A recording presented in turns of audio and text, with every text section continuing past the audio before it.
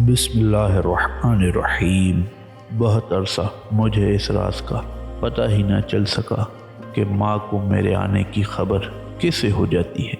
मैं स्कूल से आता तो दस्तक से पहले दरवाज़ा खुल जाता, कॉलेज से आता तो दरवाजे के करीब पहुँचते ही माँ का खुशी से दमकता हो चेहरा नज़र आता। वो प्यार भरी मुस्कुराहट से मेरा इस्तकबाल कर दुआएं देती और फिर सहन में ईंटों से बने चूल्हे के करीब बैठ जाती। माँ गर्मा गर्म रोटी बनाती और मैं मज़े से खाता। जब मेरा पसंदीदा खाना होता तो माँ कहती, चलो मुकाबला करें।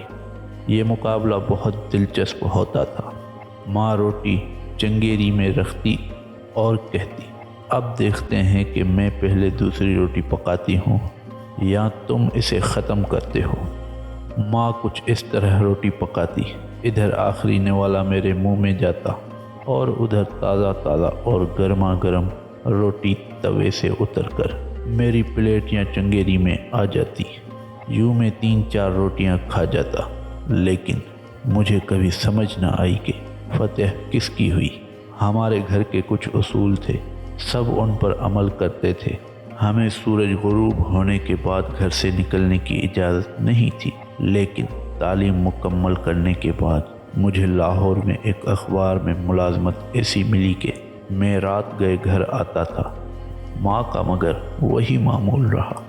मैं फजर के वक्त भी अगर घर आया तो दरवाज़ा खुद खोलने की ज़रूरत कभी ना पड़ी।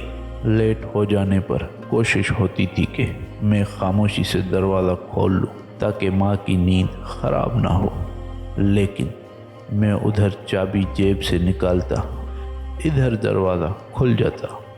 मैं माँ से पूछता था, आपको कैसे पता चल जाता है कि मैं आ गया हूँ? वह हंस के कहती, मुझे तेरी खुशबू आती है। फिर एक दिन माँ दुनिया से चली गई। माँ की वफ़ात के बाद एक दफ़ा मैं घर लेट पहुँचा।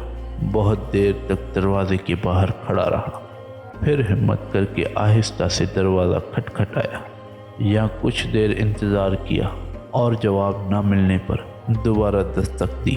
फिर गली में दरवाजे के करीब ईंटों से बनी दहलीज पर बैठ गया।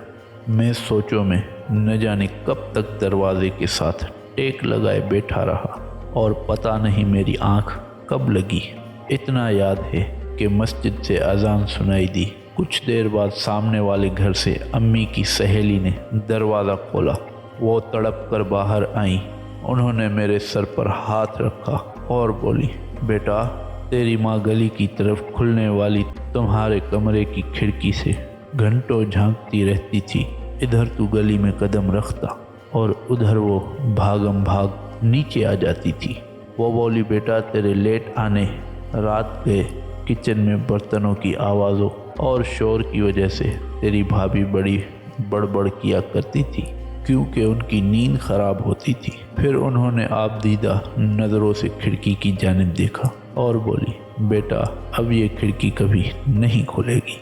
कुछ अरसा बाद मैं लाहौर से इस्लामाबाद आ गया, जहाँ मैं 11 साल से मुकीम हूँ।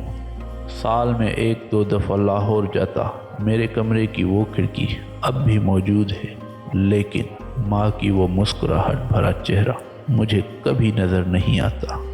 माँ बाप के साए की नाकदरी मत कर ए नादां, धूप बहुत काटेगी जब शजर कट जाएगा। तो मेरे प्यारे दोस्तों, इसी तरह की मज़ीद वीडियोस देखने के लिए हमारे इस चैनल को सब्सक्राइब ज़रूर करें और बेल आइकन के बटन को दबाना ना भूलिए ताकि हमारी हर नई आने वाली वीडियो का आपको नोटिफिकेशन मिलता रहे। और हाँ, वीडियो को लाइक, शेयर, कमेंट ज़रूर कीजिएगा। अल्लाह हाफिज़।